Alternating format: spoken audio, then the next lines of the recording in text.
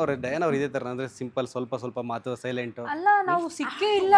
Okay ಇಲ್ಲಿ ನಾವು ಜಾಸ್ತಿ ಅಂದ್ರೆ ಬಾಂಡಿಂಗ್ ನಮ್ದು ಹಂಗೆ ನಾವು ಅಯ್ಯೋ ಅವಳು ಹೀರೋಯಿನ್ ನಾನ್ ಹೀರೋ ಆತರ ಏನಿಲ್ಲ ನಮ್ಗೆ ಮುಂಚೆಯಿಂದ ಗೊತ್ತಿರೋ ತರ. ಎಕ್ಸ್ಪೆಷಲಿ ನನ್ನ ಕ್ಯಾರೆಕ್ಟರ್ ಅಂತೂ ಅದೇ ಪರಿಚಯ ಇಲ್ಲ ಅಂದ್ರೂ ಒಂದ್ 1 hour ಬಿಟ್ರೆ ಅವ್ರು ನಂಗೆ 15 ವರ್ಷದಿಂದ ಗೊತ್ತಿರೋರ್ ತರ. ಓಕೆ ನನ್ನ ಬಿಲ್ಡಪ್ಪೇ ಆ ತರ ಇರುತ್ತೆ. ಗೊತ್ತಾಗ್ತಿದೆ ನಾನು.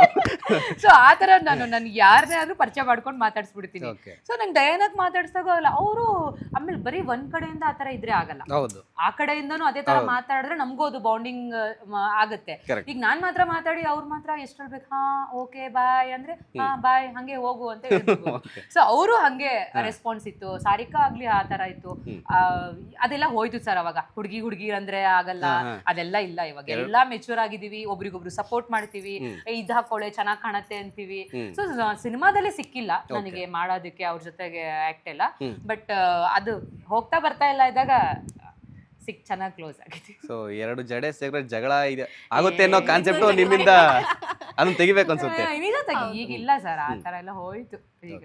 ಹಾಗಾಗಿ ಅವಳು ಹಿಂಗೇನೆ ಜಾಲಿ ಆಗಿದ್ದಾಳೆ, ಚೆನ್ನಾಗಿ ಮಾತಾಡ್ತಾಳೆ, ಏನೇನು ರೆಸ್ಪಾನ್ಸ್ ಮಾಡ್ತಾಳೆ, ಬೇಗ ಕೇರಿಂಗ್ ಇದ್ದಾಳೆ ತುಂಬಾ. ಓಕೆ ಸಿಕ್ಕಾಪಟ್ಟೆ ಕೇರಿಂಗ್ಗಳು. ಅಂದ್ರೆ ಒಟ್ಟಿಗೆ ಸ್ಕ್ರೀನ್ ಅಲ್ಲಿ ಮಾಡಕ್ಕಾಗಿಲ್ಲ ಅಂತ ಕೊಡ್ರೆ ಶೂಟಿಂಗ್ ಸೆಟಲ್ ಆಗಿರ್ಬೋದು. ಸೊ ಅಲ್ಲೇ ತಲೆ ಹರಟೆ ಮನೆ ಎಂಟರ್ಟೈನ್ಮೆಂಟ್ ಎಲ್ಲ ಇತ್ತ. ಅಲ್ಲಿ ಇದು ಸ್ವಲ್ಪ ಬಟ್ ನಾವು ಒಟ್ಟಿಗೆ ಆಕ್ಟಿಂಗ್ ಮಾಡಿಲ್ಲ. ಓಕೆ ಅದೇ ಅವ್ರ ಅದೇ ಸಿಕ್ಕಿದೆ. ಸೊ ಅದೇ ಹಿಂಗಿಂಗ್ ಸಿಕ್ಕಾಗೆಲ್ಲ ಗುಸು ಅವೆಲ್ಲ ಚೆನ್ನಾಗಿ ಮಾಡ್ತೀವಿ.